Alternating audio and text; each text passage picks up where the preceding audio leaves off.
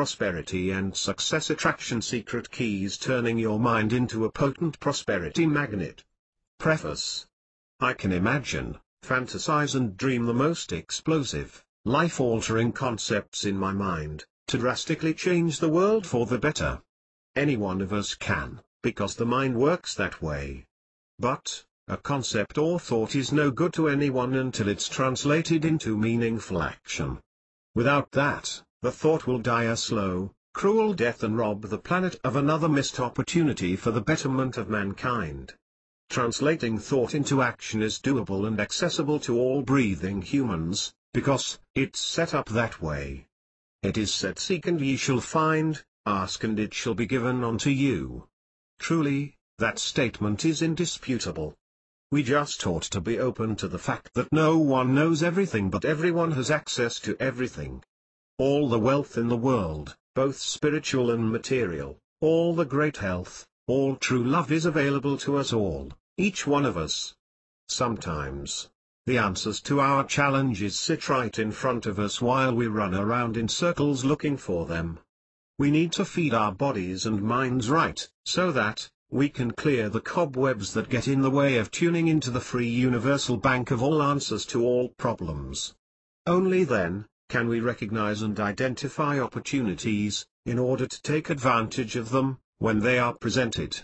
No one is predestined for deprivation. The God of creation did not set it up that way. It's our flawed global economic platform, not well understood by the majority, which shoves many innocent people into poverty. There is a gateway into an inexhaustible resource of cosmic abundance. You step into it and your world will immediately change, to turn your most treasured dreams into reality. So, step in and grab a fantastic, rewarding, fulfilling and charitable life. Introduction. Whether you believe you will prosper or not, you are absolutely right. So, you might as well choose to believe you will prosper. Unless you have some higher personal life purpose that demands that you should not want to prosper, which will be hard for mortals to understand, everybody wants and needs to prosper. To be totally clear, I'm not referring to prosperity in a restricted financial frame here. I'm talking about prosperity with a broader, all-inclusive and true meaning, and the key to the door of prosperity is available to all mankind at all times. The Creator made it that way and added His instruction about seeking to find, and asking to be given. The fact that you're on this page right now, is a clear indication that you are seeking to inform yourself on the subject of this book. What you're about to read and find here, is not some vague hypothesis put together without concrete supporting evidence. You're going to read about the truth as experienced by me personally, along with other historical facts easy to research and confirm. So, by the time you're done reading, your acceptance of the underlying truth will be enhanced. In that frame of mind, if you put any of the principles dealt with into practice, you can create your own reality of whatever you want in life. What has been done before can be done again, either by the people that did them or a new breed of people. Some may come upon them as originators in their own right, but others will repeat or even surpass earlier deeds by learning from those that came before them. About 37 years ago, I read about a guy who made $1 million in real estate in 3 years, starting with $1,000, buying and renting out single-family dwellings. He wrote a book about it, selling it for $10 a copy. I decided to pick up a copy, because I had prior theoretical knowledge that it was doable. After reading the book, I went out looking for rental properties to buy. But, I had tweaked his techniques, by deciding to buy apartment buildings rather than single-family homes. It took me about 2 months before finding the first property that met my particular purchase criterion. So, when it happened, I bought it, starting with just $500 of my own money. It was a 12-suite apartment, not a rundowner, selling for $242,000. I knew exactly what to do to raise the value very quickly, so I moved swiftly. 25 days after the possession date, April 1, 1978, the property was appraised at $350,000. I had made myself over $100,000 in 25 days, without any unusual effort. But, I was armed with specific knowledge of what to do. This was my first of 4 strategic purchases that made me my first million in 16 months. The fourth one was an 11th-floor, 82-suite high-rise apartment building. And I did it all faster than the guy I paid the $10 to, with half his upfront money. This was all accomplished by applying the same underlying principles and techniques revealed in this book. The fact is, somebody did it before, so I could do it and you can do it too. Note that this truth is not restricted to real estate or tangible things alone. It is true for everything on this planet, tangible and intangible. You may not have all the information you need to accomplish what you want, but you can seek and acquire it. Sometimes, you may have to pay for it, but you can generally get a lot of it for free. In situations like that, you may have to spend some extra time to research and study before implementing your plan of action. The point here is, if it's been done before, you can repeat it. So, fasten your seat belts and get ready to zoom into whatever reality you dream of. This incredible resource is available to all mankind for every conceivable situation in existence. Throughout history, we have records of accomplishments, which blow your mind at first glance. For example, the factual historical event about Jesus resurrecting Lazarus is just simply incredible. Throughout his life on earth, he performed a lot of miracles, but he was also reported to have said that certain individuals did not get the healings they were looking for because of non-belief. His disciples, using the same faith-based mindset, performed practically all the miracles that the Master performed in front of them. Further back in history before Jesus' incarnation, the prophets Elijah, Elisha, Moses, Joshua and many others performed many miracles. Those miracles spanned from healings, resurrections, opening up the Red Sea, all the way to stopping the flow of the Jordan River, so people could cross by foot on dry land. In a similar vein to Jesus walking on the sea without sinking, highly developed mortals have levitated, walked over fire without burning, and used their minds to heal diseases instantly. The Master himself was reported to have said that faith, the size of a mustard seed, can move mountains. There's an awesome presentation by Greg Braden on YouTube that supports my point. Check out the proof of cancer cured in 3 minutes in China, and then come back to continue with the rest of the content in this book. Watch the live cure on camera here. Then, there was the incident reported in the Bible, when time was ordered to stand still by a mere mortal. All of these miracles alluded to can be researched and confirmed. Nobody has to take my word for it. But, whether you believe my word or not, the truth that's revealed and shared here does not change. In addition, when you look back through the history of science and technology, we have in the world today some pretty cool gadgets and contraptions. The automobile, the plane, the radio, the TV and the internet, all originated from the thoughts and dreams of mortals. Before their appearance on the scene, the masses would have thought them impossible and labeled those that thought otherwise as dreamers or just plain nuts. But for those whose minds were plugged into the cosmic truth of possibilities, their faith rewarded them with the awards of being the originators of unbelievable life-changing accomplishments. The great thing about all of this is the fact that the intangible resources for all these accomplishments and many more to come in the future are all totally free and available indiscriminately to all mankind. Access to these resources is what this book is about. There are volumes of content that can be written about all this, but what is contained in here is plenty enough to give anyone access, in order to perform life-altering deeds, not only for themselves but for the betterment of all mankind. Chapter 2. Importance of Goals. You just read a brief account of my first experience in real estate, riding on the wings of the laws of universal abundance. I have a host of other accounts of my encounters with these laws, but I won't get into them all here, because the fruits of my encounters are liberally shared in our free subscription newsletter, The Money Machine Reports. However, I can assure you these laws are irrefutable and that I've applied them to do huge volumes in merchandising, to run clothing manufacturing in Africa, to run my own brick-and-mortar retail businesses, wholesale businesses, a magazine publishing business, the production of my own music album and a slew of other business enterprises, outside the purpose and scope of this book. Every one of those projects was initiated, starting from a mental framework, with the belief that I could do it, even if I did not know exactly how at the time. But, from the strong desire to want to make things happen, followed by specific well-defined goals, I have repeatedly turned my thoughts into reality, not only for the tangible things, but the intangibles as well. To be perfectly clear, there is no intent to boast here. It's just a living testimony to the power behind what I'm about to reveal to you. Obviously, this is not a course in motivation. Besides, you have probably heard of the importance of goals many times before, so I'll try and keep this short without compromising essential details.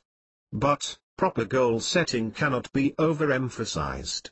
There is nothing worthwhile in life that happens without a goal. Minor or major goals have to be set consciously or subconsciously in order to provoke action to accomplish anything. If I have a job to go to, the time, date and place are prearranged. The goal is set for me to be someplace, at a specific time and date. I then follow through with specific plans, to do nothing else on those dates and times, but to show up at the specified place. If I need to pay my water bill, urinate, my mind knows it. The goal is subconsciously set in my mind, my body is triggered into action and I act on it. What you acquire from this writing will do you no good until you use it. You will have to make a conscious decision to do something with it. You will have to decide how far you want to go with it. You will have to set your goals and plan steps to take to achieve them. The goals will have to be specific as to magnitude, how large, and time frame, month, year. You will then have to diligently take the steps needed to drive you toward the goals. You will also have to consistently track your actions on a daily basis, to ensure you are indeed following the appropriate plan of action toward the goals. You will then have to allow yourself the flexibility to alter, delay or speed up certain steps in order to keep your goal on target. Make sure your actions are focused and are taking you toward your goals. I have outlined a lot of things you need to be aware of, but don't let all of that overwhelm you. You will make it to your goal one step at a time, no matter the magnitude. You have to pardon me, if all of this sounds too elementary or boring to you, but the truth is, it's not unusual to have people want to do something, be in a position to do it, yet end up doing nothing. It has happened to me before and it happens to most people at one time or another. If you have no plans to do anything specific today, you will probably end up doing nothing except those things associated with normal bodily functions, which your brain directs and your body drives you to do. If you plan for specific achievements today, you are likely to hit those goals, if you follow your plan. The trick is to want whatever it is, bad enough that you burn with desire to do it and do it immediately. You have to turn your want into a need and this need will drive and help motivate you to follow through. Chapter 3. Motivation and Determination.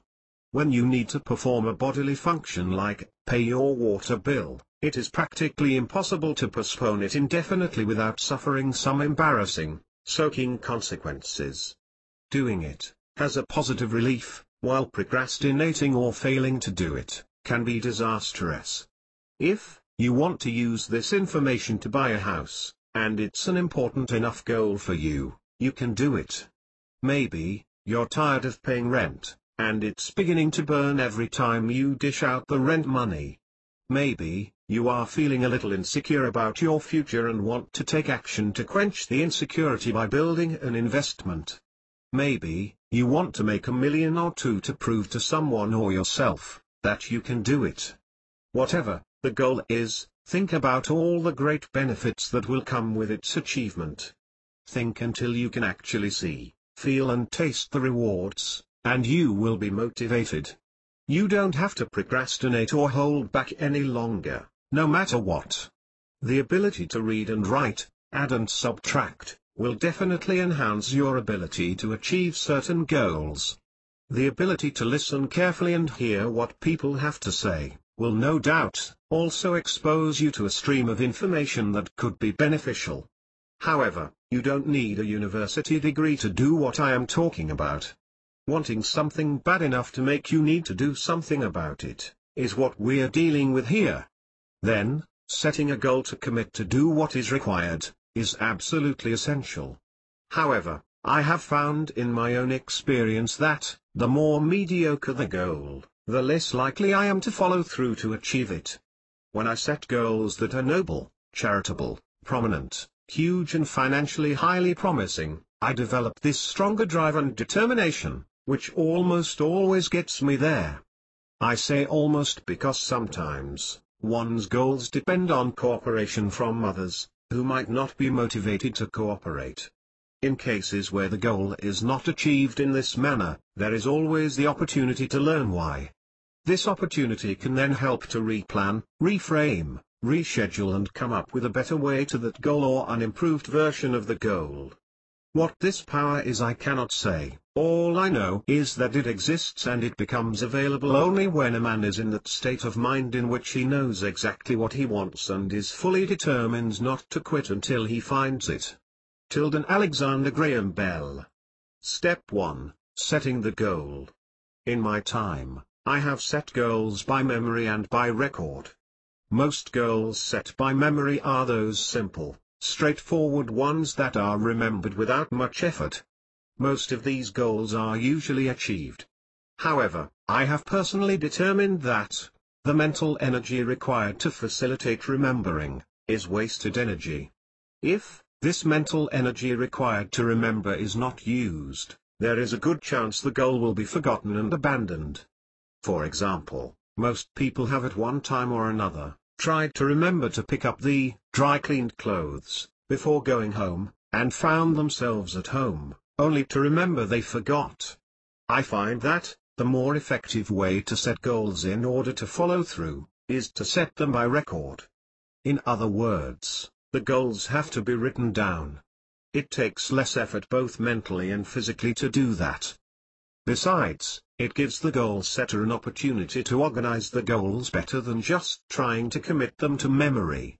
For example, if I have 5 people in a day to go see, and I sit down and organize by writing down who to see first, second and so on, my chances of lining up my appointments, so that I don't run around erratically all over the place, are better than trying by memory. It's not that I can't memorize. It's just that I will needlessly use up valuable mental energy. I can consciously avoid going to the north end of the city to see one person, going to the south side to see another, and then back to the north end to see the third. By writing down the goals in an organized manner in a planned book, or a daily journal of some sort, you are simply left with the mechanical act of checking the planned book before proceeding with each goal. For me, with all the things I need to do each day in order to effectively pursue my goals, if I did not operate this way, there is very little I could accomplish in an orderly manner. This method is effective for both short and long-term goals.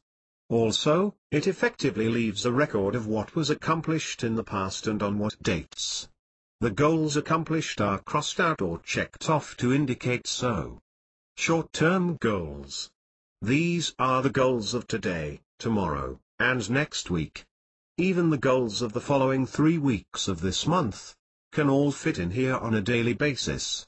The groceries that need to be done today, the clothes that need to be taken to the dry cleaners and all the other necessary daily activities, can be planned in an organized manner, a day or more prior or on the morning of the particular day. Each activity will have to have a time allotted to it. In allotting the time, some thought should be put into how long it will take to complete the particular activity. You wouldn't want to ignore the detail that the grocery shopping would take an hour, while planning to pick up your daughter or son from school in that hour. Here again, for the benefit of all readers, young and not so young, experienced and not so experienced, permit me to be detailed. This is to satisfy my need to be thorough, in order to accommodate those that may be starting from scratch. If you can browse through this script and accurately determine which of the content is beneath your knowledge, you can skip it, if you so choose. I just want to make sure that it's all here. If different activities are scheduled to occur at different locations, time of travel to get to the locations should be remembered and accounted for. Without that, a projection of time of arrival at some location can be totally off. If that happens, there could occur a domino effect and throw a whole day's plans off. If my travel is by bus, I need to know about bus schedules, which will get me where I want to go, for the time I want to be there. Transit companies will gladly respond to phone inquiries, or published transit schedules can be obtained. The plan book or daily journal can help organize goals of today, tomorrow and any day in the future, in an effective workable way to take the load off the memory bank. The only other activity required then, is the mechanical act of checking the plan book to see what's up next. I have already touched on flexibility, because, whatever goals are set, are not carved in stone. They may be stricken out, replaced, postponed or carried out earlier. The choices are still there and are all yours. The important thing is, they are all on paper, where they can be seen and dealt with appropriately. Besides, the daily journal can be used to pinpoint exactly when certain activities occurred in the past. Chapter 4. Long-term goals. I have divided these goals into 3 categories of personal development, personal possessions and financial goals. Personal development goals. I believe that every human being is on this planet to contribute something positive to mankind. For all humans to fulfill this universal general goal, we have to develop our potential. All humans have the potential and the room to develop themselves as good, sensitive, caring, sharing, understanding, confident, honest and successful individuals. To this end, all humans should do or seek to do things that will help develop these personal qualities. All of these qualities are naturally inherent in every human being. However, by way of exposure to certain circumstances and certain situations, individuals may develop to greater or lower heights in these personal qualities. By growing up and experiencing these qualities by example, individuals have an opportunity to develop their potential. Generally, all humans feel better about themselves, if they are able to cultivate and maintain these positive qualities. However, due to external influences, this is not always the case. So, in order to live with these positive qualities, we all have to consciously and honestly take stock of these qualities regularly and try to develop where we are deficient. In order to do that, specific goals have to be set to develop those qualities that are deficient and maintain the positive qualities at their highest possible levels. All human qualities, negative and positive, are associated somehow with our emotions. If we can identify these emotions and what triggers them, we can use them to our advantage. We're always better off focusing on the emotions that trigger love, joy, peace and gratefulness. We are all well advised to stay clear of things we do that trigger shame, guilt, fear and anger. The consequences of failure are disastrous. Personal possessions goals. Although personal or material possessions do not truly bring happiness into people's lives, they can make life more comfortable and convenient, to say the least. There are, of course, some material possessions that some people's lives depend on. In setting goals for personal possessions, You should not concern yourself with how much those possessions are or how you will acquire them. Base the goals on your needs and wants. How to acquire them will come later in this script. When I say your needs and wants, I refer to the needs as they apply not only to you as an individual, but you and your loved ones and all of those that depend on you. These goals will include necessary items such as the house, the furniture and appliances, and the non-essential items like the bike, the boat, the vacation cabin or what have you. The description should be as detailed as possible for each item. You should then list against each item a date when you want that item to be in your possession. You then list steps you need to take in order to acquire these items. For example, to acquire that house, you will have to take simple steps like looking in the newspaper under homes for sale or enlist the help of a realtor. For that bike, you want to look through catalogs of bikes or call or visit a bike retail outlet to check prices, terms and all other relevant information pertaining to the purchase. Financial goals. These are the goals which deal with : 1. How much money you want to make a month. 2. How many revenue properties you want to own. 3. How many food retail outlets you want to own. 4. The clothing manufacturing plant you want to own. 5. The direct mail business you want to set up or any other thing you want to do that will produce income for you. Effective goal setting. To be set effectively, in order to enhance the odds of achieving them, all three categories of goals listed above have to be treated in the following manner. 1. They have to be stated in a written form, positively, as though they have already been achieved. A daily journal or plan book will do fine for recording both short and long-term goals.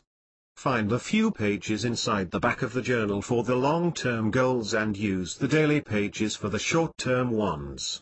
2. The personal possessions and financial goals have to have dates attached to them. These are the dates when you want the goals to have been achieved by. 3. Each goal should have a long-term component as well as a daily, or short-term, component. For example, the apartment building you want to own 6 months from now is the subject of the long-term component.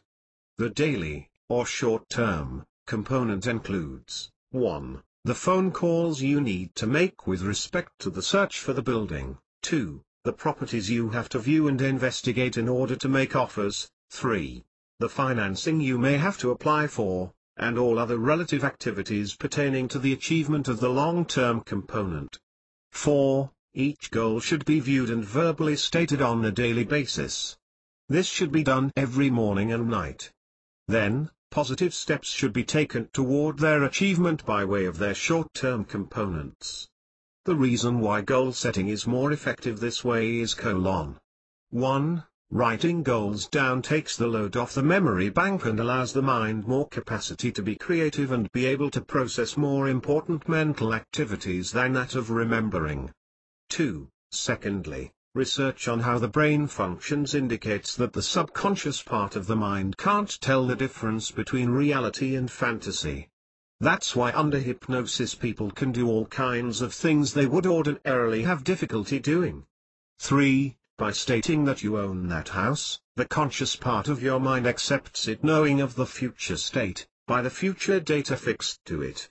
It then edits the information and passes it on to the subconscious mind, which then accepts that as gospel and gives you a feedback of all kinds of thoughts about activities you should do to validate what it believes to be true.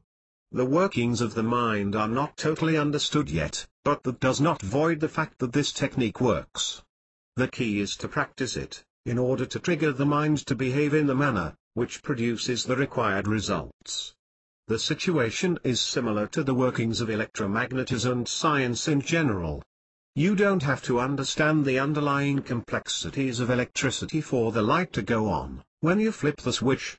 We don't have to understand the complex science behind the reason a huge chunk of metal and stuff can fly through the air without falling, to get it to take us where we want to go. All you need to know is what you have to do to make them work for you. Flip the switch or get on the flight. Similarly, all you need to know is what action you take to make your big powerhouse work for you.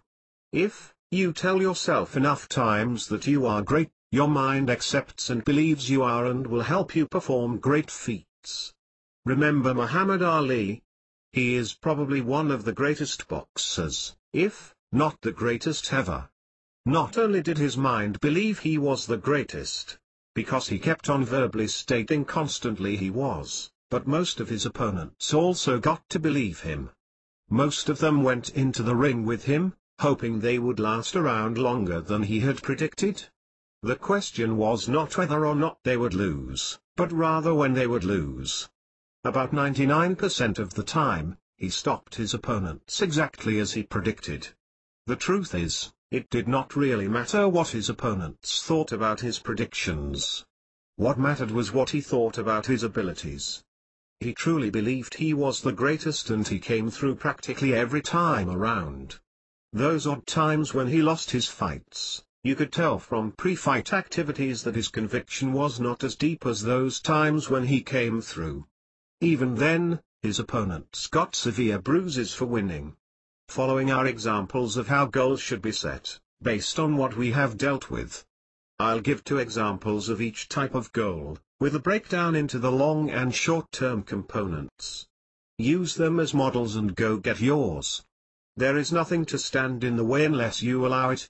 Start out each category with a list of what you want and need to have or change. Turn the list into goals and follow through, incessantly doing what needs to be done in order to achieve the goals. Chapter 5. Your Plan of Action. We have dealt with some concepts that I believe are very important to the success of any worthwhile project or goal. Incidentally, this is not only my belief. There are documented facts to support this belief.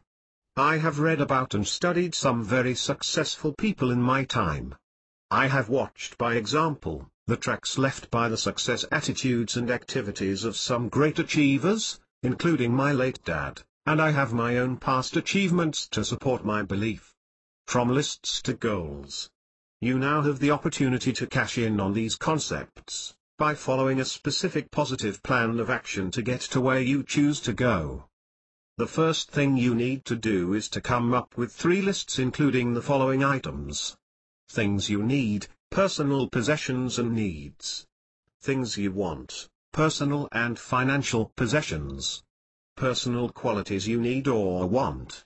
Don't hold yourself back. Put down everything you really need and want. You are going to get what you ask for, so you might as well ask for everything you need and want. Things you need now, list #1. This is the list that should contain anything for which you have an immediate need. The following are examples of needs and how they should be transformed into your list. Examples list. Bills to be paid. I need my debt to Mr. Zai's paid by Friday the 19th of September. Car repairs. I need my brakes repaired immediately. The operation needed. I need to have my ABC operation immediately. A new washer and dryer. I need a washer and dryer set by Saturday, the 20th of September. The mortgage/rent that's due. I need to pay the mortgage by Monday, the 5th of October. Things you want. List #2. This is the list of personal and financial possessions you want in your life now or someday in the future. It can be one list, consisting of both, the personal and financial possessions, or 2 separate lists, one of personal possessions and the other of financial possessions. Remember not to hold back or concern yourself for right now, with how you're going to get them. We'll deal with that in detail later. Examples list. 1. $1 million home. I want a $1 million home. 2. A Rolls Royce. I want a brand new Rolls Royce. 3. A 100-unit apartment. I want a 100-unit apartment building. 4. A chain of fast food outlets. I want, -5. A rock and roll band. I want, -6. An annual income of $50 million. I want, Personal qualities you need or want, list #3. This list will consist of all the intangible possessions. Those personal qualities, without which, all the money or personal possessions in the universe will be worthless? Without some of these personal qualities, most of the personal possessions or the wealth you want to acquire will be hard to come by legitimately. Any successes achieved without these personal qualities will not last long. Examples list. 1. Capacity to be kind, caring, sharing and sensitive to others, I want or need. 2. Strong personal self-confidence, I want or need. 3. To stop procrastination, I want or need. 4. Ability to finish what I start, I want or need. 5. To be far more creative in my thinking and actions, I want or need. 6. To pursue a wholesome healthier lifestyle, I want or need. As you know, the lists above are just examples. Your list, of course, will reflect your own needs and desires, some of which may have been listed above. Your list can be as short or long as you want. You call the shots. Turning the list into concrete goals requires the infusion of certain qualities, which will make them consistent with each other, and with you and your lifestyle. The following checklist consists of some very important points to consider before you turn needs and desires into concrete goals you can achieve, no matter how high. Examine the checklist carefully and then review your 3 lists. Make sure your lists are compatible with the form of the checklist. You may have to make some changes in order to conform with the points in the checklist. If you need to do that, go ahead. This is critical in setting your goals in order to effectively achieve them. If you're feeling a little overwhelmed right about now, please don't. You don't need to memorize anything here. Just go ahead and absorb the concept and follow through. Checklist, tangible items. 1. Do you really need or want this? It must be something you really want or need. It's not just to look or sound good or to impress someone else.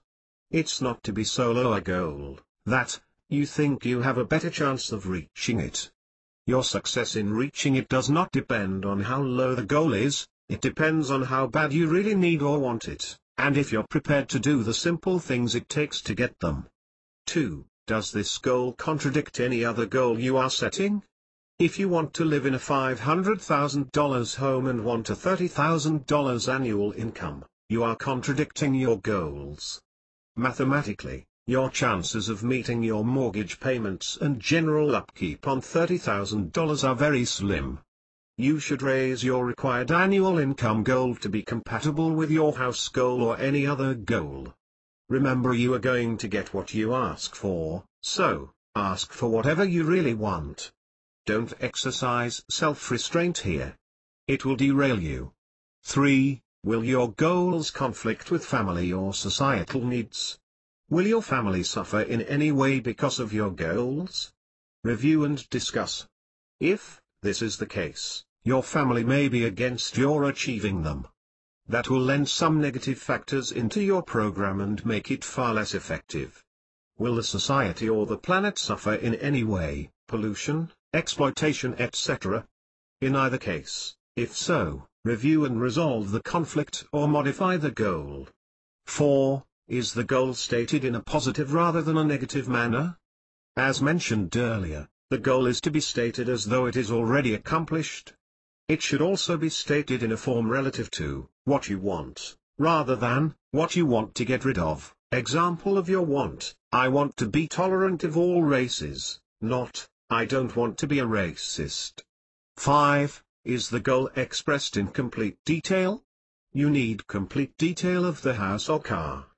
Not a new $500,000 home, rather, a brand new $500,000 split-level, 5-bedroom house with 4 bathrooms, 1 marble jacuzzi, 2 fireplaces, island kitchen with 5 built-in appliances, fridge, stove, oven, dishwasher, microwave oven, deck, swimming pool, 3-car attached garage, fountain in the front, garden at the back, etc. The car should have details of brand name, model, color and options. You need to specify exactly what you want before it can be delivered to you. 6. Is the goal realistic? My meaning of realistic here is, Is it possible for some human to achieve that goal? It does not matter if you don't think now that you can achieve that goal, as long as it is achievable or has been achieved by someone else before. For example, you may not think a $100 million a year income is achievable by the you of today. However, there are people who make that kind of income, therefore, it is realistic. An example of an unrealistic goal would be something that's humanly impossible. Like walking in the sky or flying a plane or some other equipment of flight without the wings, propellers or engines that make them fly. Gravity won't cooperate, so you will first have to acquire the power to neutralize gravity. In order to do that, so realistic means some human has done it before. 7. Is your goal high enough? This is positively the most important factor for turning your lists into goals. If your request for whatever you want is low, you are sabotaging your goal subconsciously, by limiting yourself and your goal. If you are doing that, then you are probably thinking of your current abilities and knowledge as the key to attaining the goal. Forget about what you think of your current knowledge, abilities, or yourself. Forget about what others think of your current abilities and knowledge of you. Your knowledge and abilities are all going to be enriched. You are going to get what you ask for, so it will be senseless to ask for little, when you could be asking for truckloads of whatever you want or need. Remember, your attainment of your high goals does not occur at the expense of anyone else. This universe is filled with abundance for all, just by asking. Your request for abundance does not deprive anyone else of their right to abundance. There is no room to feel guilty or greedy. If you're blessed with abundance, you will be even more blessed when you share what you have with the less fortunate. Do not limit your mind. You are currently probably only using 5 to 10% of your mind power consciously at any one time. Remember that human mind has created planes, spaceships and many other material things that did not exist in their cave age. The human mind has discovered radio waves, electricity and many other phenomena. So, let heavens be the limit, because you can't bring them down here. Do not worry about how you will achieve the goals from now. You will acquire all you need to achieve the goals by going through this package. You will have a newfound knowledge base, with a new attitude, both of which will help you reach your goals. Do not decide at this point whether or not you can achieve a certain goal. Just decide what you want and need and you will learn how to get it. Look at it this way. You are standing at a brand new car lot, and have been asked to pick whatever you want. It's all paid for, so don't limit yourself. The owner wants you to get whatever you want. So, get it all, if that's what you want. You may want to be going around giving some away. 8. Have you included personality factors, personal qualities, essential to the achievement of your tangible goals?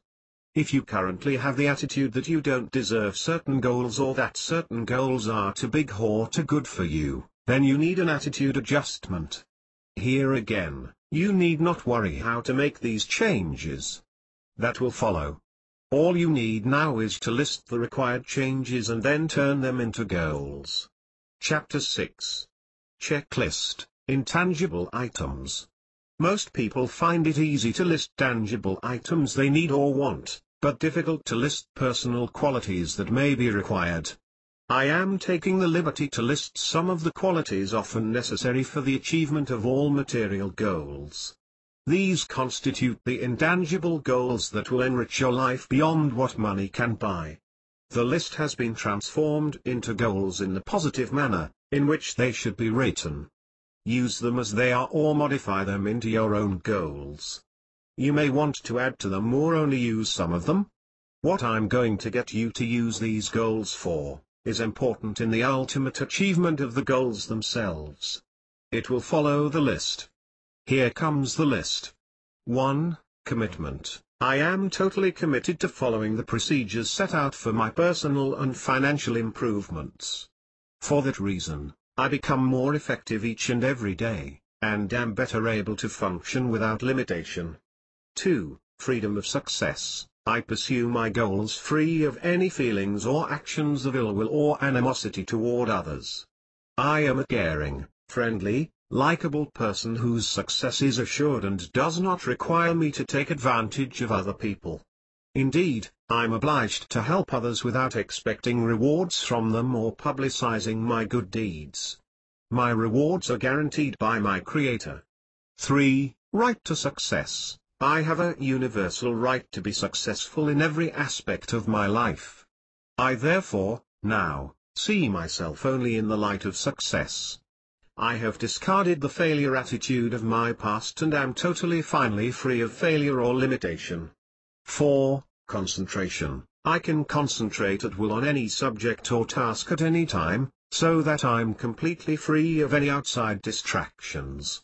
5. Efficiency. I am always efficient in everything I undertake to do.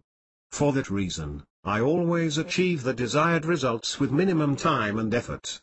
6. Courage. I face all my problems head-on with great courage. I see them as challenges and thus solve them much more easily, turning every problem or disappointment into a blessing. 7. Self-assurance. I am completely relaxed and self-assured in all situations, and with all people. For that reason everyone that I deal with always has confidence in me. 8. Self-liking. I truly completely like myself at all times. For that reason, all of my actions and behavior deliver results which affect my health, my general well-being and my life in a positive pleasing way. 9. Self-discipline. I know I have the power and the will to do what I have to do when I have to do it. For that reason I always do what I set out to do. 10. Self-starting. Because I'm self-disciplined, I always do things as they need to be done. I start each day energetically at the tasks at hand in order to achieve the goals I set for myself. 11. Self-education. I know that knowledge is power, positive and available to all that seek it. For that reason, I continuously and systematically read and study books, publications and seek information and knowledge to enrich me both literally and financially. 12. Self-improvement. I consistently and eagerly seek to improve every phase of my life every day of my life. 13. Memory. I have an excellent memory for everything that I learn and experience in my life. This is true for all my knowledge and experiences, even in my distant past, and it gets better every day. 14. Reading. I like to read and can read quickly and easily with great and complete comprehension of all subject matter. 15. Speech. I am an excellent speaker because I'm knowledgeable, logical, always well prepared and completely self-assured and at ease before any group. 16. Self-respect. I totally respect myself and my goals and consequently respect others unless I'm given cause not to. I am equal to and as good as the best of all mankind and am truly capable of great accomplishments. 17. Perseverance. I always persevere at the task at hand and thus always finish whatever I undertake to accomplish. 18. Success. I am extremely successful in all that I do. As a result, I enjoy an abundance of all things, qualities and conditions necessary for my happiness and that of those around me. Success is attracted to me, as I am attracted to it. 19. Honesty. I am totally honest with myself and therefore with everyone else. 20. Organization. I am very well organized in every phase of my life, because I plan carefully and follow my plans with dedication. 21. Creativity. I have an acute ability to reach creative solutions to any problem. Believing in this ability, my tremendous creative powers support my belief and provide me with a constant flow of great new ideas and concepts. 22. Energy. I possess boundless energy and use it liberally. I know I must give some form of energy in return for all the abundance in my life, and gladly do that. I also know that the more energy I release, the more I receive, resulting eventually in receiving more abundance in my life. 23. Emotions. I know that the ability to show appropriate emotions at the right time is healthy, valuable and a sign of maturity. I'm therefore in touch with my emotions and show them readily. I show and share my happiness with laughter and joy. I release and dispel my sadness by expression with words or tears. I freely express my anger vocally, releasing it and freeing me from the harm it can bring me. 24. Relaxation. I am easily capable of deep relaxation at any time I wish. This ability helps me conserve my energy for positive purposes. 25. Decisiveness. I have acute, decisive qualities which are always alert to challenge. No matter how complex the situation, I quickly respond appropriately, always making sure that I have complete and accurate data before acting. 26. Maturity. I am a mature individual constantly seeking greater mental and spiritual growth within myself. As a result, I am sensitive and receptive to all situations that affect all mankind and all of creation. 27. Foresight. I am blessed with foresight, because my plans and goals are built on ideals which touch on more than just immediate rewards. My ideals are in harmony with activities whose positive benefits last with time for all people. 28. Composure. I have complete composure at all times, because I accept challenge and arguments calmly with a positive attitude. I know that disagreement is an inevitable part of all human relations and can cause growth. 29. Open-mindedness. I am totally open-minded at all times, knowing that it is one way that universal source of knowledge is made available to me. As a result, I welcome all things, ideas and people, including those that may even differ from what I'm used to. I do this, knowing that ultimately my direct connection to the universal source of knowledge will help me make the right decisions and the right human connections. 30. Interest in people. I am genuinely interested in all people, because I believe every individual has some unique quality, which can add to my experiences and enrich my life. 31. Loyalty. I am always loyal to those who depend or count on me. By so being, I usually get loyalty in return from all who depend on me. 32. Planning. I always plan my work in order to organize my efforts for today, tomorrow and the future. As a result of planning ahead, I always get ahead. 33. Accomplishment-oriented. Because I take pride in a job well done, my greatest rewards are in my accomplishments. I always seek to do more than expected of me and ultimately get rewarded for more than I do. 34. Pursuit of quality. I always seek and achieve the highest quality in everything I do. I patiently do simple things perfectly and thereby strengthen my ability to do complex and difficult things easily. 35. Motivational skills. I am able to successfully motivate others to do their best for themselves or for me. I give those that help me generous incentives and credits for their achievements. For that reason, I always get other people's willing support, which is essential to my success. 36. Calmness and carefulness. Because I believe I'm blessed, I am always calm with a cheerful attitude. I have tremendous inner peace which protects me from all unfavorable circumstances around me. This keeps me constantly happy and allows me to share my happiness with others. 37. Industrious. My motto is, what I can do today, I will do today. This compelling industrious attitude of mine gets me to get things done. 38. Selflessness. I want the best of everything for myself and realize that everyone else has the right to want the same for themselves. For that reason, I go after my goals without taking advantage of others.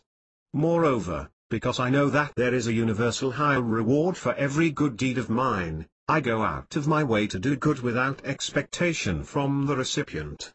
I always get the higher reward because selflessness is not totally devoid of selfishness.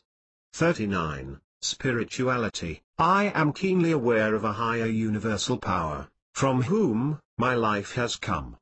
My powers in life are as high as my faith, and belief in this higher power, I call God.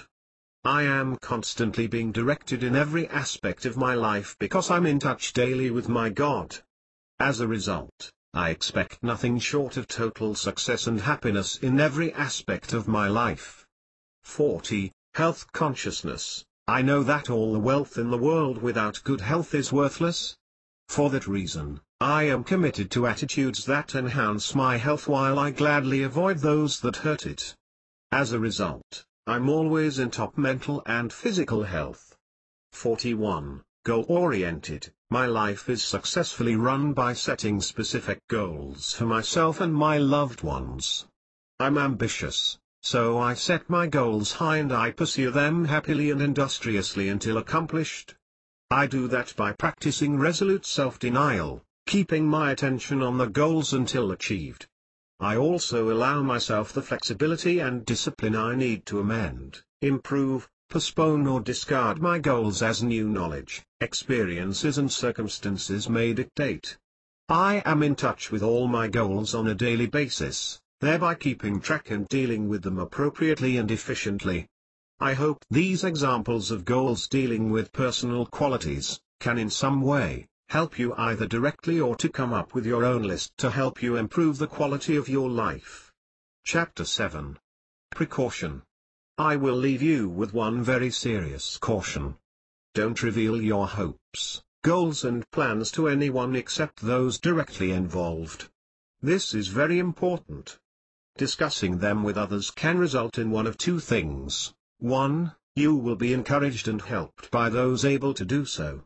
However, this encouragement and help will not be required by you if the prospective helper is not directly involved, like your family or business associate. If you try to solicit help in the form of information or action of any sort, required to achieve the goals, ask for the specific information or action you require, without revealing the details of the goal itself. You may find your goals requiring information and actions which you have to get others to provide.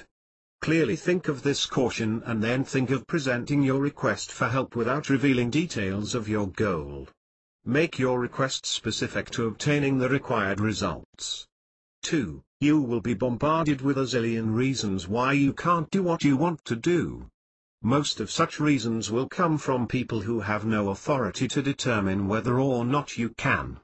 They will probably be people who have not achieved that much themselves, and are not in any experiential position to dictate what you can or can't do. Some of your advisors may be genuinely concerned about you trying to reach too high.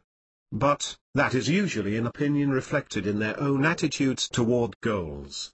If someone has never made $1 million in his life and thinks he is never going to be able to do that, he's probably not going to think you can either. Whatever he believes is true as far as he's concerned. However, whatever you believe will also be true.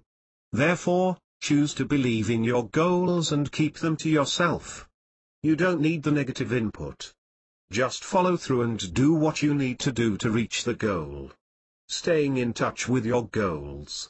Right here, I am going to ask you to use blind faith and believe the following two statements. 1. If you flip the light switch on the wall, the light will go on as long as A. the power lines are hooked up and B. there is a live bulb in the socket. 2. If you follow the procedure I am about to outline, you will get whatever you ask for and maybe even more, as long as A. the power lines are hooked up and B. the bulb is in the socket. I know I'm not going to get any arguments from you with the first statement. You already know it's true, because it probably happens for you every day, unless you've never experienced the wonders of electricity or do not have electricity where you are. You may have never seen the power lines, but you can't reasonably or dogmatically argue they don't exist, because of that. As for the bulb, you may even have put one in before. Either way, by blind faith, you always get light by flipping the switch, whether or not you have personally witnessed electromagnetic waves or understand electricity. Now, let's take a look at the second scenario. By the same blind faith, I'm asking you to believe that the power lines are hooked up. They've been up since the beginning of time. Personally, I have never seen the lines and I doubt if any other mortal has. However, that does not matter. through the universal source of knowledge. The news of the existence of the power lines has been around for years. Many individuals have taken advantage of these free lines. They have been responsible for the achievement of many great goals on this planet.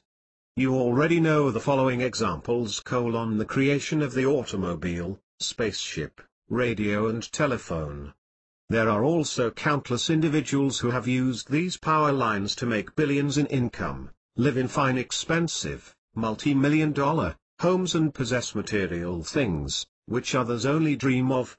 Anyone, including you, can tap into the power lines and obtain everything they want. There is no discrimination here. Male, female, child, adult, color, creed, religion or geography don't matter. The power lines are free to all who believe in their existence and tap into them. The bulb you need for the light to go on in your new world is your goal. The first step ... and I'm about to show you how to follow through to see your goal materialize. Chapter 8. Step 2, Daily Declarations. I mentioned earlier that whatever you believe, you are right. If you believe you are worthless and will never amount to anything, you are right. However, if you believe that you are equal to the best of mankind and can accomplish anything that you want or desire, you are right again. Having said all that, I'm certain you've made the right choice. The process of actually acquiring all those things, tangible and intangible, begins with Daily Declarations, DD.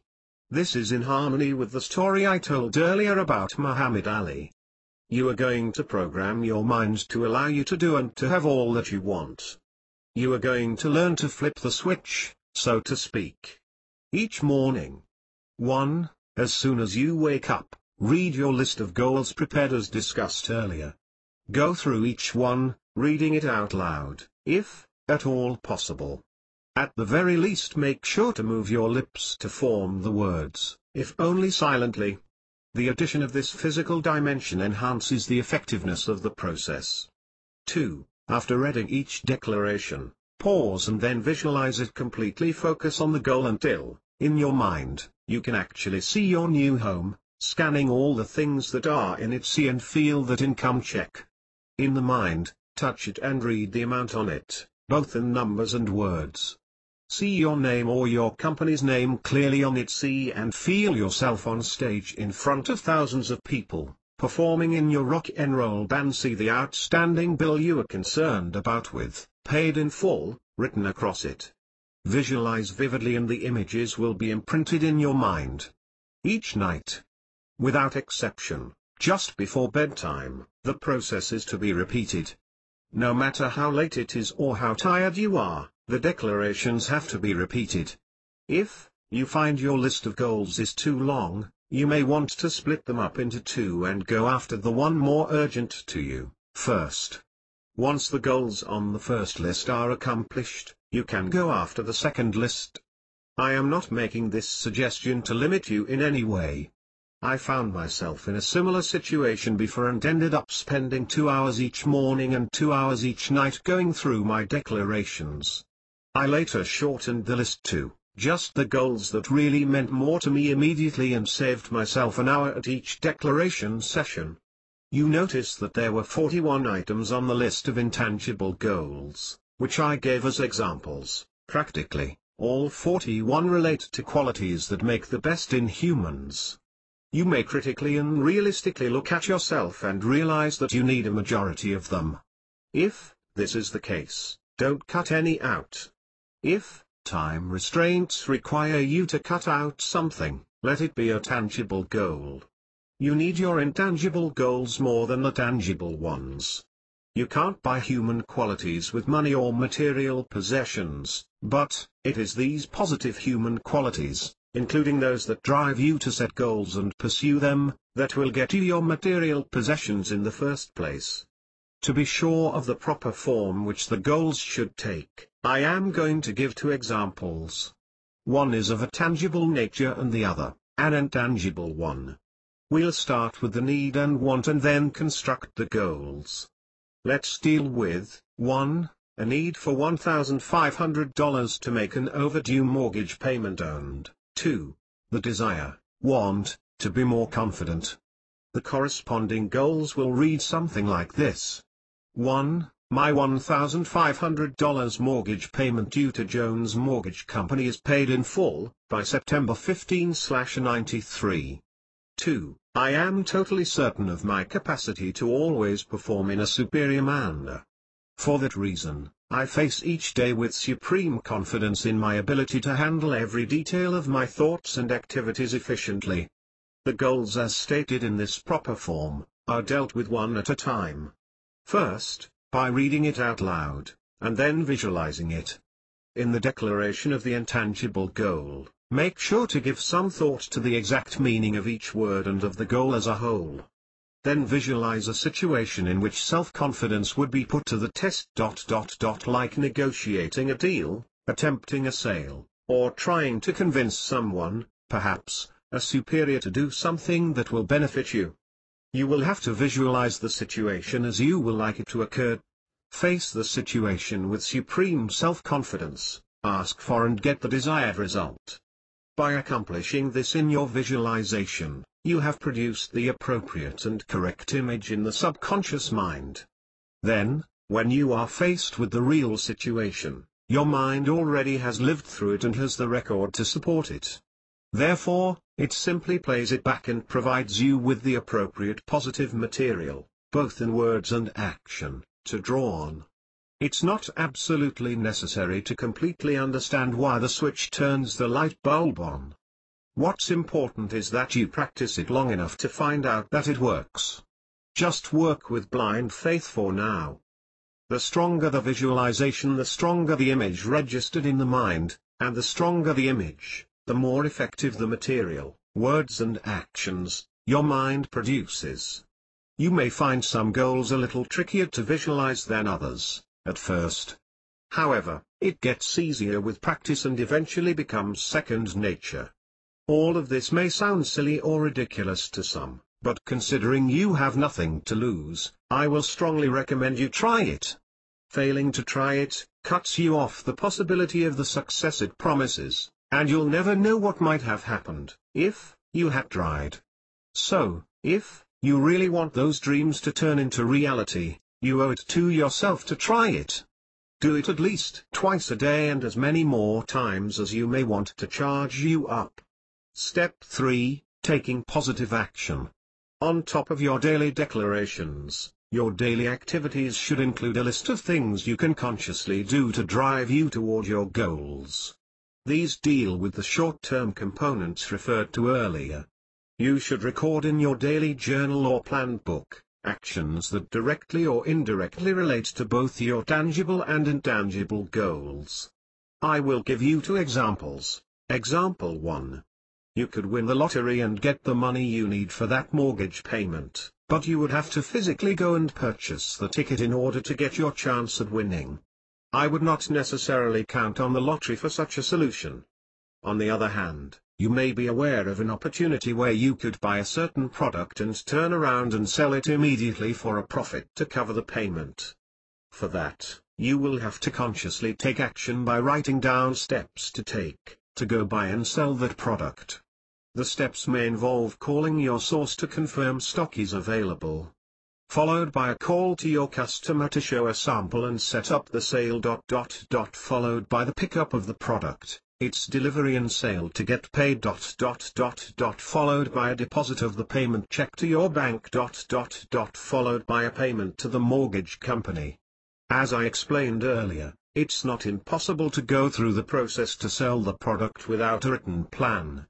However, your activities are more organized and your performance is more efficient when you use a written plan of action.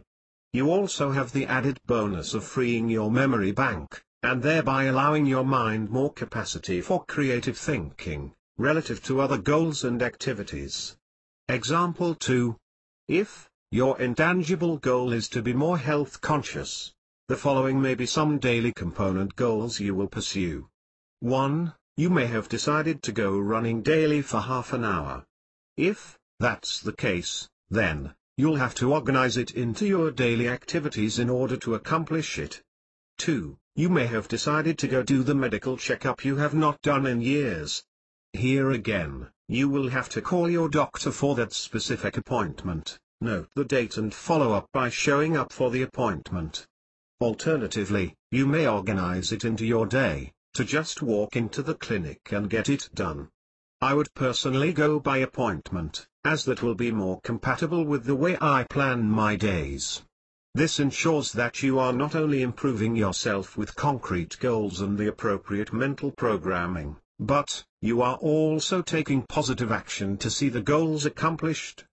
Looking at it in this summarized form, I'm sure you can see how completely logical this whole concept is. Step 4, reaching into your mind for superability. This step involves an activity which will help bring about the desired changes in your life, even faster than you can, through daily declarations, DD. Alone. It is similar in nature to the use of DD, but different in its application and the degree of power it generates. You could compare the difference between them by comparing an ordinary 110-volt current and 220-volt current.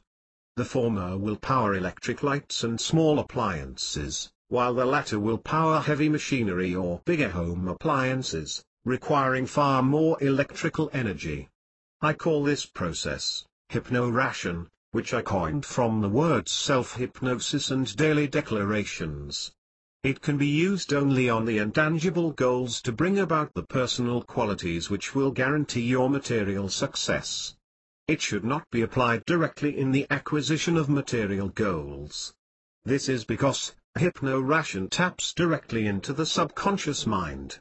For that reason, if you hypno-declare that you already have that house or income or boat in your goal, the subconscious accepts it as accomplished and ceases to help you acquire it. Because hypno-ration creates full belief even before the subject intangible goal is achieved, the intangible changes required register as though they have already occurred. This then dictates your behavior and actions, resulting in the production of the appropriate desired changes. This is why hypno-ration is fine for the mental, emotional and behavioral patterns you seek, but no good for tangible goals.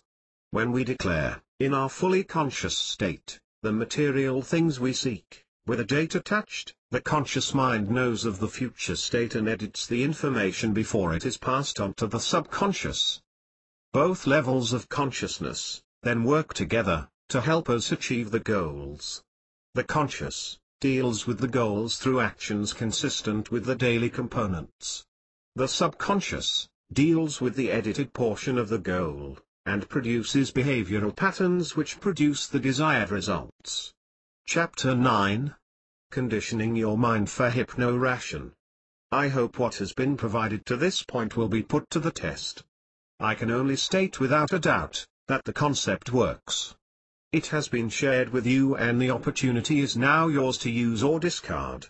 I hope your choice of action will be a positive one. I wish you the very best in everything you do. There are certain basic necessary steps you need to take in order to use hypno-ration. To do that, we will briefly examine how and why it works. We are not doing this because you need to understand it, for it to work. We are doing it because you need to deliberately alter your level of consciousness before hypno-ration. To help accomplish that, take a quick look at the list below itemizing the different levels of consciousness, which everyone will experience at some point in life. 100% consciousness, wide awake, awake, half asleep, light sleep, deep sleep, coma/terminal sleep, death. 0% consciousness. At the top end of the list is the 100% conscious state. Here, a person is wide awake, in an alert mental condition involving some degree of muscular activity or tension. An example might be when participating at top performance, in some sporting activity involving keen attention, muscular activity, speedy reaction and reflexes.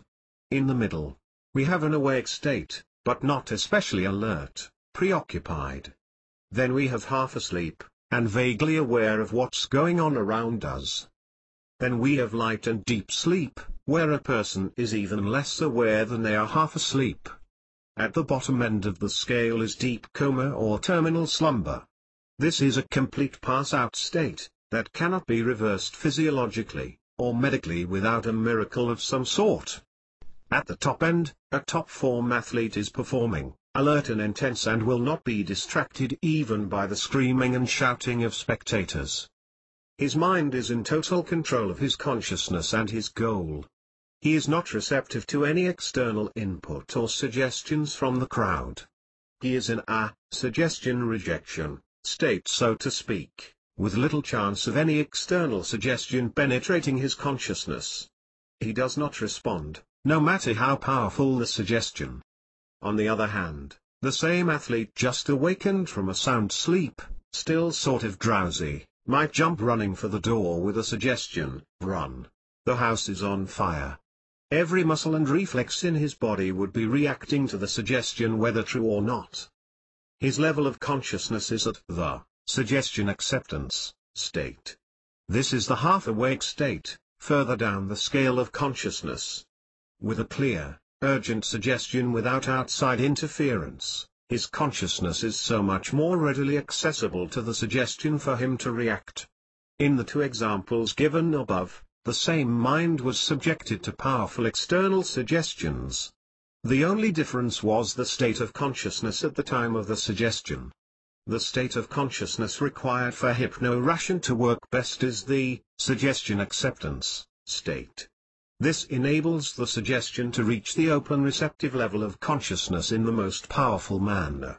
Therefore, to use hypno-ration it is necessary to condition yourself to a half-awake state in a quiet, darkened room. Be seated comfortably with your muscles relaxed. Close your eyes. The quiet dark room will take away the distraction factors surrounding the athlete in our example. Getting seated comfortably with your hands folded in your lap or resting them on the arms of the chair reduces muscular tension. Then, closing your eyes adds another physical dimension to the state of half-sleep. Do not lie down when preparing for hypno-ration, as you could easily fall asleep when you are moving down to a lower level of consciousness. If you have any difficulty relaxing your muscles, you may want to try the following procedure. Seated in your chair, visualize parts of your body. Start from the tip of your toes. Think of them slowly and gradually relaxing. Proceed up your body, section by section, thinking of each specific part and feeling it relax. Do not try to make it relax. Just let it relax. Go through until you reach the top of your head, at which time you should be in good muscular relaxation. Once muscular relaxation is completed, begin counting silently and slowly from 1 to 20. Feel yourself slip gently downward to a totally relaxed lower mental level of consciousness. At 20, you will be where you need to be. That is the perfect physical and mental condition to begin to use your prepared material for hypno-ration. Preparing your hypno-ration material. Note that this preparation must be done prior to the physical mental conditioning. Also note that hypno-ration is to be used on one intangible goal at a time. Steps. 1. Select one personality or character quality from your list of intangible goals. Make sure your choice is made in the order of importance. In other words, choose the most important desired quality first. You will work on this quality until it's attained and then go to the next most important. 2. Select one or two keywords from the entire goal to use as a mental code, which you can easily remember while the eyes are closed during hypno-ration. This saves you from having to commit the entire sentence of the goal to memory. 3. Read the entire declaration each time before you begin the conditioning process. Commit to memory the code and then go down into a lower level of consciousness. Don't force your descent. Just let it happen. Once you are there, repeat the code silently to yourself. This will implant the entire declaration solidly in your subconscious. The power and force involved in this action is not unlike what's used to hypnotize people to do all sorts of incredible and seemingly impossible things that, we often hear about in hypnosis. Hypno-ration can therefore bring about changes in personality, character and behavior as quickly as you perform the act. The critical thing to remember is to make sure to accomplish a successful conditioning process. If you follow the steps outlined above, you should be able to do that. Remember not to force it and know that it gets better with time, even if you are unable to get there easily at first. How to tell you are there? There's a feeling of complete physical and mental relaxation. Perhaps a feeling of a little drowsiness, in which sounds seem to fade away, a sensation of almost no feeling of the body, while you are still aware that you are. It's like a feeling of remoteness from normal daily sensations and thoughts without feeling unconscious. These are all some indications of your arrival at the level of consciousness you need to reach for hypno-ration to effectively work.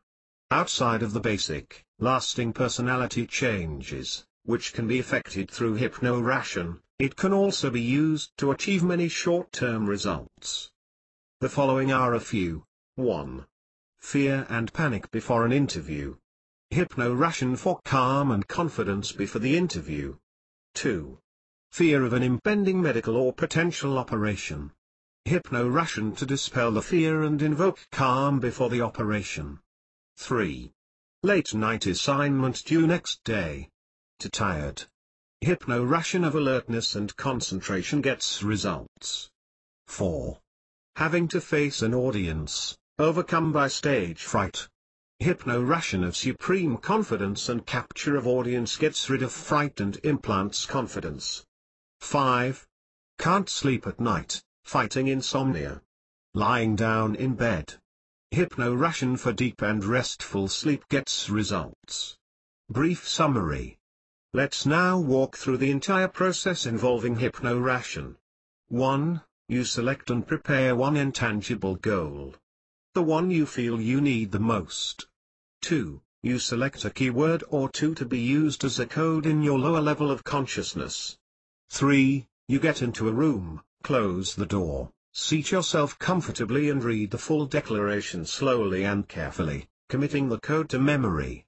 4. You dim or turn off the lights and go down into a lower level of consciousness, totally relaxed as outlined earlier. 5. You repeat the code silently, to implant the declaration. 6. You return to your fully conscious state, believing as you return, that you are going to feel more alert, relaxed and enhanced than you felt before. Note, the best time to get into hypno-ration is when you are reasonably alert and not tired. Therefore, first thing in the morning, late at night or right after a meal are not recommended. Coming out. An extra power factor you can put into your hypno-ration as you get good at it, is to use it to enhance your consciousness later. This will return you to your conscious state, feeling refreshed and renewed with energy and vigor. You will end up with a deeper, happier mental outlook than you had before hypno-ration. On the return, you simply count backwards as you begin your return, by counting 20, 19, 18, 17, etc. As you pass 10 and again at 5, silently tell yourself of the fantastic conditions that will be yours when you reach 0. You emphasize on your return, feelings of power and well-being, that will be yours when you hit 0 and return to full consciousness. Chapter 10. The Computer Supreme. The world's most superior computer. If you think of all the decisions that go into every human action, no matter how insignificant, you will better understand what I'm about to get into here. Hopefully, you will then be inclined to test and take fuller advantage of the Computer Supreme. This is the world's most sophisticated computer, now and forever. It is far more valuable than any other computer that any human can create, yet it will cost you nothing to access it. This Computer Supreme, C/S, is located right in your subconscious, and I'm about to reveal how you can use it knowingly and at will. To start with, I want to deal with decision-making. This, I believe, is the most significant work that anybody ever does. It's practically impossible for humans to exist without a steady flow of decisions. Other than the breath we continually take and the beating of the heart, Even the tiniest of actions relating to bodily functions, are carried out after a decision or a series of them. Consider for a minute, the simple action of scratching your nose. When you first become aware of the itch, you are immediately jolted in a decision-making process that you may not even consciously recognize. Let's just walk through some of the decisions that may enter into this simple act of scratching the nose. Decisions: scratch the nose, with what? The end of the pen in your hand? Should the pen be set down to free your hand to do that? The back of your other hand? The sleeve of your shirt? Your finger? Which finger? Of what hand? How hard to scratch? How long? You get the picture? Added to the decision to scratch, you will do a series of calculations in order to effectively carry out the decision. These calculations involve the distance to be traveled by the finger, the angle of travel to land at the right spot, the right force to use to flex and reflex the finger at this spot on the nose you can't even see. From a mathematical standpoint, these activities could be compared to plotting a rendezvous between two spaceships in space. The complexity of the hardware and software developed by science to plot the above-mentioned rendezvous is almost beyond belief. Yet the equipment used to command, guide and run the spaceships were born out of the activities of the human mind. I believe I've made my point. The bottom line is, no human-made computer can ever even begin to replicate the complexity or efficiency of the human mind. The computer supreme. Gaining conscious access to the computer supreme. All great human accomplishments have resulted from creativity derived from the great computer supreme. I know this from everything that I have read and learned about great feats by great humans, as to their source of creativity. Countless great inventors, scientists, writers, composers, musicians and many others have given evidence of their use of the great computer supreme. Somehow, practically all of these great people just happened upon this great creative resource. Fortunately, access to this resource is not exclusive to Edison, Einstein, Mozart, James Watt or any other great ones. Even more fortunate, is the fact that, you can learn to knowingly access the computer supreme at will. With that conscious knowledge to access the computer supreme, you will be able to accomplish great feats, limited only by your own goals and imagination. The computer supreme will make it possible for you to provide meaningful, creative and productive answers to your problems. Increase the efficiency and well-being of your mind. Furnish the power that will turn your goals into reality. In problem solving, it is commonly known that the burden of decision-making increases in direct proportion to the complexity of the problem. If the decision depends on a choice between two alternatives, involving a yes or no, go or stay, it's usually less complex than when there are several possible alternative solutions. In the latter case, the final decision has to be the best of all possible choices. Faced with a lot of information of various degrees of importance, answers of various value, and the accompanying emotional pressures to choose one decision over another, ordinary human problems do take on the form of computer-like problems. This is where the computer supreme cannot be matched. Consciously tapping the unlimited powers in the subconscious, answers can be efficiently computed and delivered to us. Mental well-being comes easy when we understand how our subconscious can be used to reduce stress and strain in the nervous system.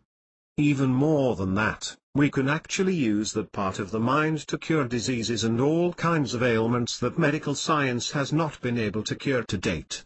In fact, we can also effectively tap into the subconscious for spiritual well-being as well. Research indicates that, when we go to sleep, turning off our conscious and letting our subconscious take over, a whole series of events take place. Not all these are totally well understood yet. However, it is well established that growth hormones, a part of the immune system, are produced to immunize the body, replace and repair cells killed, damaged or worn down during the day. Science has indicated that during the first hour, sleep is deep, accompanied by an increase in basal metabolism. This is accompanied by an extra expenditure of energy to eliminate major aspects of physical fatigue from damages incurred in the day. The following 3 hours of sleep involves somewhat lighter sleep, requiring considerably less energy while the more intricate physical repairs are accomplished. This is where repair and reproduction of cells are accomplished to return you to normal reflexes and physical aspects relating to distance, form and color. Summary. The subconscious computer goes to work to clear your mental and physical system of each day's problems and challenges as you sleep and prepares your mind and body for the next day's activities. Knowing how to tap into the subconscious at will, can help you accomplish the same results even during the day at your choice. Goal achievement. All human desires and needs can be met by the use of the subconscious. These needs and desires written down into goals in the prescribed form, and declared daily, can manifest into reality. As the daily declarations are made, the subconscious mind receives the information. Functioning as the computer supreme, the subconscious goes to work calculating and devising ways and means you can use to achieve those goals. The methods once devised are then available for your use to reach your goals. A few examples of the computer supreme at work are: 1. Those occasions when you had a problem and then had a hunch that solved it. 2. Those occasions when a word or a name was at the tip of your tongue, but you couldn't quite think of it. You go on and make a statement like, "It will come to me shortly." True enough, just as you said, it comes to you later. 3. Faced with an important decision, can't make up your mind immediately, you decide to sleep on it. You wake up the next day with the answer. What you want to do is to empower yourself with the knowledge of how to use this computer supreme consciously and at will. There is an easy part and a hard part to this process. The easy part is the method of application itself. It is so simple that many people are totally unable to accept it, let alone try it. This brings us to the hard part, which is my job at getting you to try it. I hope that you can use blind faith to try it long enough to allow it to work for you. Do yourself a favor and do not deprive yourself of this opportunity, by placing yourself under a mental limitation that will prevent you from trying. If you consciously tell yourself and believe it won't work, you will be right, it won't work. Accept that it will work. Use the same blind faith that you use to flip the switch of the light, radio or TV. And I guarantee you, it will work. Word of caution: when solutions are given, you should use them. Failure to follow through on the solutions has a tendency to plug up the continued functioning of the computer supreme in providing such solutions. It is similar to trying to retrieve new information from a software menu, when another piece of information is already being handed to you. The second bit of information can only come through after the first bit has been retrieved. Chapter 11. 1. Working the computer supreme for problem solving. There are 3 keywords required to work the computer supreme for problem solving. They are: write, try, ask. Write, you need to write down your problem. A great many problems exist only because they are hanging loosely in the conscious mind and getting in the way of conscious thinking processes. Writing them out clearly defines them, allowing them to be seen in a clear light. In fact, many seemingly major problems turn out to be minor ones, whose solutions come to light by simply writing them out. In writing out the problem, put it in the form of a question, for example, how best should I, dash. You notice the question presupposes a solution. You already know there is an answer, even though you may not consciously be aware of it at the time. Even if it has never been faced by a human, there is still an answer. Just like every action has in existence a reaction, every problem has in existence a solution. Next, carefully, completely and consciously verbalize the problem that you have written out as prescribed above. Think for a while about the problem as stated and try to answer it yourself. Write down all the possible ways you can solve it, by answering the question you posed. Write down reasons why you should solve it one way or another. For this, you can make yourself 2 columns listing reasons or actions for and against. Once you've done this and realize that you still cannot consciously solve it at the time, hand it over to the Computer Supreme. Simply ask your Computer Supreme to solve it for you. This is the part that some people may have difficulty with. I wouldn't even try to get into why this is so, but I know the only way to deal with this problem of reluctance is to try to use blind faith and give it a shot. Use the same blind faith you used to turn on the light, T.V, radio or the ignition in your car, and give your God-given power source a chance to work for you. Pose the question in a form of an order and set a deadline to it. For example, I need the answer to this problem by midnight, tomorrow morning, or whatever. If the problem is a particularly complex one, give the Computer Supreme time, perhaps a few days. Let the deadline be based on how urgent you need the solution. If the solution is not required for a while, you wouldn't want to give the Computer Supreme a false deadline. If your answer is needed immediately, specify. Your answer will come to you directly, or you may be directed to seek help or assistance from someone, but a solution will come to you. Once you've placed the problem in the hands of your Computer Supreme, forget it and go about your business. Your Computer Supreme cannot work on it, while you consciously try to work on it. It takes over when you release it, and your answer will come. If you are attempting to get into a project involving technical knowledge or background and you are not so educated, the solution may lead you to enroll in some further education or lead you to hire or associate with someone who has the necessary knowledge to oversee the technical end of the project. When the answer comes, you will feel it. It will feel right. You will feel this sudden surge of energy and drive to work on a particular project, so that you can put the solution to work at once. If you had a mental block that kept you from seeing or feeling the solution earlier, the solution may present itself in a disguise. Something may keep coming to mind in connection with the problem, but may seem to have no connection. It may be visual images of something that represents the solution. You may be hearing in your mind a repeated replay of a song, which may symbolize the answer you're looking for. It may be a statement replaying over and over in your mind to symbolize the course of action you should take. But then, it will suddenly occur to you that the phrase, "good riddance," that's been playing over in your mind, is really telling you that it will be good to get rid of the source of the problem. Getting rid of the source of the problem may have been one alternative you considered when you tried to solve the problem personally. Generally, it will feel right and you will feel eager to get back to whatever presented the problem in order to carry out the solution.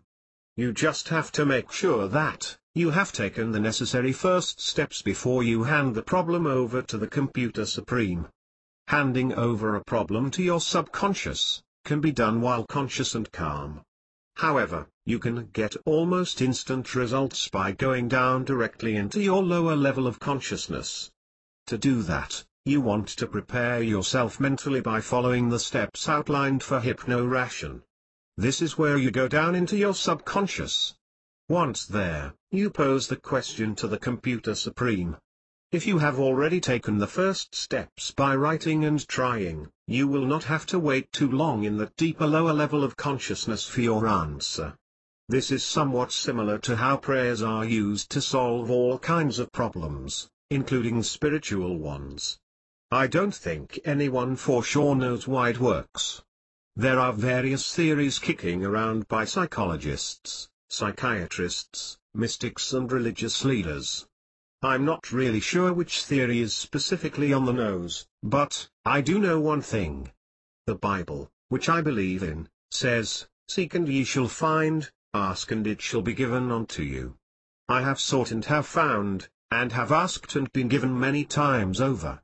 This has been true when answers have come both from within and from outside sources. I didn't have to understand what made this power work in order to work for me. I was just blind and bold enough to believe in the results without first seeing them. By so doing, I got the results that I asked for. So, I put it to you that, if You can believe in the power of electricity or radio waves to apply them to work for you. Then you should allow yourself to believe in this God-given power in your mind, the computer supreme, long enough to let it work for you. You don't have to pay for this right of abundance, so you might as well use it. That's your key to this vast reservoir of solutions and creativity. 2. Using the computer supreme for mental well-being. As mentioned earlier, the body uses the first 4 hours or so of sleep for physical regeneration. The next 4 to 5 hours are used by the subconscious to release tension and pressures, which have accumulated during the day, to effect mental rejuvenation. If the pressures of the day end up being particularly heavy, or if you don't get enough sleep at night, the mental rejuvenation may be incomplete when you wake up.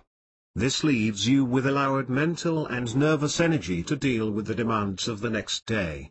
This may result in anything from ordinary irritability to a shutdown mentally, with your nerves totally shot. At times like this, the computer supreme can be accessed for a short while during the day, to catch up with the job it did not finish that night. Through this access, it will enable you to increase your mental efficiency and performance for hours. This process of mental rejuvenation, which I call emergency rejuvenation, is very effective but simple. This is how it works. 1. You make a conscious decision that you need to rejuvenate. Tell yourself you are going to turn over your mind and body to the computer supreme for a while for rejuvenation. 2. Sit or lie down, close your eyes, take a deep breath and totally relax. Don't try to think of anything, and don't try not to think of anything. Just exist for the moment with your eyes closed and your mind blank. Don't impose any time limit on the process, requiring you to stop at a specific time. Totally relax and let go. You will know when rejuvenation is complete. 3. When you feel an almost uncontrollable urge to open your eyes, follow through. The process would be complete and would have taken anywhere from 5 to 60 minutes. Results: tiredness would have faded away. You will feel an overall increase in your sense of mental well-being. You will feel an increased surge in energy and enthusiasm. These results will increase in effect if you give yourself this treatment daily for a week or so. Even though the process may appear similar or even feel like sleep, it does not really involve sleep. It is just a process of shutting down your conscious mind and allowing the subconscious to get super busy for a while. You can do it anywhere, in your car, some quiet place at work or home, anywhere you can get some privacy for a while. The results are well worth the effort to find a way to do it. A word of caution: because of how pleasant the experience is, you may be tempted to close your eyes again when you get the urge and open your eyes after the treatment is complete. Do not give in to the temptation to repeat the process one after another. That seems to undo the benefits of the first treatment, leaving you feeling terrible. You may even end up with a headache. Do only one treatment at a time. Extra benefit: another benefit of the regular use of this process is the increasing ease with which you get to be able to reach your computer supreme for any purpose. 3. Using the C/S to enhances your daily declarations. As mentioned earlier, during your daily declarations, your subconscious mind is forwarded edited information, which you lay out in your goals. Through your continued use of your declarations, your computer supreme will, 1. Suggest moves, strategies, and produce ideas and concepts to you, which turn your declarations into realities. 2. Keep bringing newer and more creative ideas to you as though, from nowhere, as you keep up the application of these natural laws of power, which have been dealt with here. I personally have had all kinds of creativity, including new original songs handed down to me by my computer supreme in all kinds of ways, including dreams. Accept and use what your computer supreme hands to you. Be responsive to your new ideas and concepts. This will be a new you, finally hooked up with the most powerful computer in the world. It is your God-given right to have this power, so be alert and ready to tap into all the abundance it will bring you. Accept what it gives you, examine them and put them to work. Directions as to what to do are all there and will be provided, as you need them. As you accept and use them, their supply will increase. There is no end to the supply. To someone who is new at this, it may seem like a miracle. It may very well even be a miracle, but it is all very true. The supply is inexhaustible. Warning: if you had the tendency to shut down ideas that came into your mind as impractical or daydreaming, quit it now. Forget the you of the past, and don't fall for the limiting attitudes of others around you either. Accept the new you and everything else that comes with it. If you turn down what is handed to you, the spontaneous supply of the wealth of material will cease. Accept your heritage in the new you and you can do and have all that you really want in your life. Chapter 12. Quick review and final note. In dealing with how to effectively set goals for success, I have given you a lot of material to digest. I have given you my reasons I believe they work and how you can make them work for you too. The key to the success in your effort to change your life for the better lies in your determination to follow through. Therefore, I hope you do just that. Here is a quick review of the material we've dealt with. Please, put it to work immediately to manifest the changes you want in your life. 1. Write out your needs and wants, no limitations please. You are going to get what you are asking for, so, go for it, get both the tangible and intangible needs. 2. Convert list in, 1, above into goals, rewrite the list in positive statements in the present tense. Remember to affix dates to the tangible goals. 3. Daily declarations, declare those goals daily and visualize them. The power behind this depends on performance and consistency. You should look at this as a lifestyle rather than an act of desperation to temporarily fix a problem. Just as you need to brush your teeth and take a bath or shower daily for personal hygiene, your mental well-being resulting from your ability to accomplish things depends on this. 4. Hypno-ration, prepare yourself for hypno-ration and deal with your most important intangible goals, one at a time. Using your code word or two, plant your intangible goals into your subconscious mind. 5. Access your computer supreme at will, use it in the 3 ways discussed. A. To solve problems. B. To get emergency rejuvenation. C. To get added strength for your daily declarations. To make sure all that you've read and studied go to work for you, I have a final note I want to add. You and I both know that all this material now available to you will be no good to you unless you use it. It is crucial you perform with what you now have. The success you want depends on you performing and doing so with consistency on a daily basis. None of the steps you need to take in your performance is difficult. It just takes a conscious decision to practice what you have been exposed to. Once you make that decision and lay out your plan and follow through, you will get to agree that the daily acts relating to this concept are really very easy.